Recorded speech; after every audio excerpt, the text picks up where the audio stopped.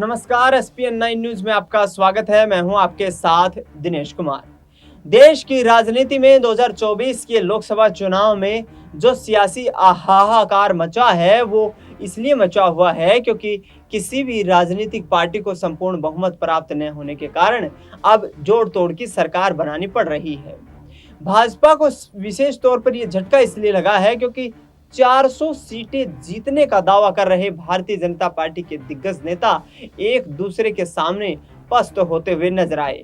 तमाम राजनेताओं ने बड़े मार्जिन से जीत दर्ज की तो तमाम को यहां पर झटका लगता हुआ भी नजर आया। लगभग हिंदी पट्टी के तो हर राज्य में भारतीय जनता पार्टी को निराशा का सामना करना पड़ा क्योंकि तमाम वो राज्य हैं जहां पर बीजेपी की सरकार चल रही है, लेकिन वहां पर परिस्थितियां भारतीय जनता पार्टी के अनुकूल नहीं है। उत्तर प्रदेश की बात करें तो उत्तर प्रदेश में विशेष तौर पर भाजपा पिछड़ती हुई नजर आई, लेकिन क्या उन तमाम सहयोगी दलों को खुश करने में उत्तर प्रदेश में नाकाम रही भाजपा? यहाँ पर क्या लगातार जो सीट शेयरिंग का फॉर्मूला था, जिस आधार पर ये राजनीतिक गतिविधियां तय की गई, ये कहीं ना कहीं जब बीजेपी की बड़ी हार का कारण बनी?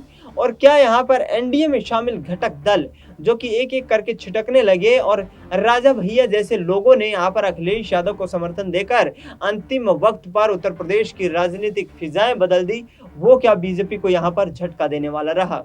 दर्शकों, 2024 के इस लोकसभा चुनाव की बात करें तो इस चुनाव में खास तौर पर बीजेपी के लिए कुछ राहें आसान नहीं रही हैं।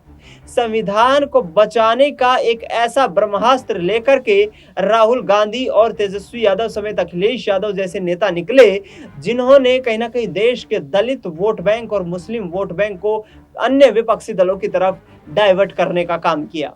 आपको बता दें कि इस लोकसभा चुनाव के जो नतीजे निकल करके आए वो अप्रत्याशित थे, क्योंकि बीजेपी को ये बिल्कुल उम्मीद नहीं थी कि देश में तमाम परिस्थितियां उनके लिए सामान्य होते हुए भी मुश्किलें खड़ी हो जाएंगी। आखिरकार इस तरीके का सियासी घटनाक्रम घटित हुआ तो कैसे? इस पर जरा चर्चा करें तो देश भर में जो तमाम जमीनी मुद्दे थे, जिनमें महंगाई और बेरोजगारी विशेष तौर पर दो बड़े मुद्दे, किसानों का मुद्दा ऐसा मुद्दा था जिसको उत्तर प्रदेश के पश्चिमी इलाके में और इसके साथ साथ हरियाणा, राजस्थान और पंजाब के इलाके में काफी यहाँ पर बीजेपी को डैमेज हुआ।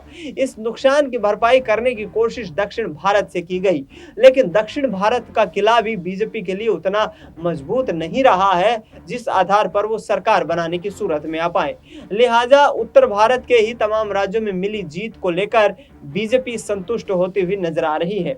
लेकिन जिस तरीके से अग्निवीर योजना, धारा 370 को हटाने का मुद्दा, 3 तलाक का मुद्दा अब एक बार फिर से चर्चाओं में है, क्योंकि तमाम जो सहयोगी दल है एनडीए में वो ये मांग करते हुए नजर आ रहे हैं कि अग्निवीर योजना जो थी उसका गलत तरीके से इम्प्लीमेंटेशन किया गया। लॉकडाउन के वक्त पर गलत तरीके से यहाँ पर जो है घेराबंदी की गई, लोगों को घरों में बंद किया गया। इसके साथ साथ महंगाई, बेरोजगारी जैसे मुद्दों पर मोदी सरकार या योगी सरकार या तमाम बीजेपी सरकारें उस चीज को रोकने में नाकाम रही। लिहाजा झटका इस कदर लगा है कि भारतीय राजनीति का एक ऐसा स्वरूप यहाँ पर सामने आया है। इस स्वरूप को देखते हुए बीजेपी की नींद उड़ी हुई है, क्योंकि पिछले 10 सालों में देखा जाए तो 2 लोकसभा चुनाव में बीजेपी का ग्राफ ऊपर चढ़ते हुए नजर आया था।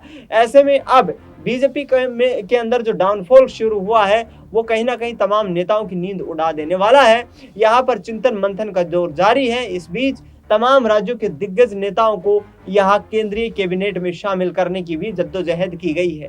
आखिरकार भाजपा क्या इस लोकसभा चुनाव में अपने आप से संतुष्ट नहीं है, और क्या इस लोकसभा चुनाव के बाद बीजेपी में और भी डाउनफॉल देखने को मिलेगा?